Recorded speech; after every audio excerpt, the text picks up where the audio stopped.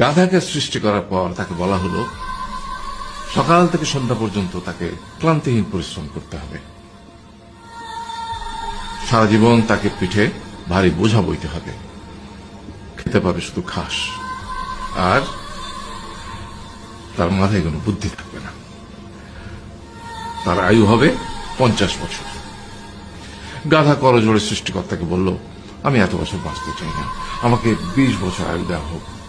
সৃষ্টিকর্তা সেটাই মঞ্জুর করলেন। কুকুরকে যখন সৃষ্টি করা হলো তখন তাকে বলা হলো যে সে হবে মানুষের সবচেয়ে বড় বন্ধু, কিন্তু সে খাবে মানুষের উচ্ছিষ্ট, এবং তার আয়ু হবে 30 বছর। কুকুর সৃষ্টিকর্তাকে বলল, আমি এত বছর বাঁচতে চাই না, আমাকে 15 বছর আয়ু দেওয়া হোক। সেটাই মঞ্জুর করা হলো।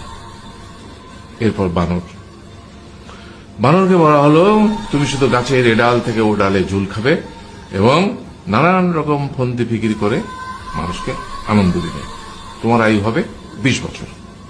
মানুষ বলল, আমি 20 বছর বাঁচতে চাই না, আমাকে 10 বছর দেওয়া হোক। সেটাই মঞ্জুর করা হলো। এবার এলো পুরুষ মানুষের পালা।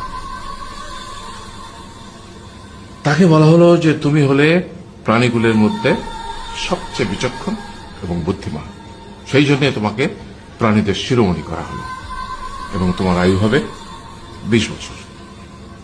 তখন পুরুষ মানুষ বলল, করজোড়ে বলল সৃষ্টিকর্তাকে যে 20 বছর আয়ু অত্যন্ত কম, হে প্রভু, আমাকে ওই গাধার সে যে 30 বছর আয়ু চায়নি সেটা আমাকে দেয়া হোক, ওই যে কুকুর 15 বছর ফিরিয়ে দিয়েছিল সেটাও আমাকে দেয়া হোক, আর যে বানর 10 বছর নেয়নি সেটা আমাকে দেয়া হোক। 20 বছর অত্যন্ত কম, আমি দীর্ঘদিন বাঁচতে চাই। সৃষ্টিকর্তা সেটাও মঞ্জুর করলেন। তারপর কি হলো?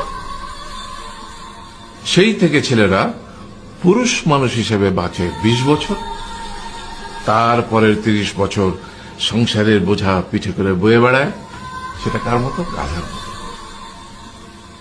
তারপরের 15 বছর সে তার ছেলে মেয়েরা যা দেয় সেই রকম ঠিক কুকুরের মতো উচ্ছিষ্ট খেয়ে বাঁচে। আর তারপরে বৃদ্ধ বয়সে ঠিক বানরের মতো, যেমন গাছের এডাল থেকে ওডাল ঝুল খায় বানর, তেমনি এই ছেলের বাড়ি থেকে ওই ছেলের বাড়ি, আর নানান রকম ফন্দি ফিকির করে তার নাতি নাতনিদের আনন্দ দেওয়ার চেষ্টা করে।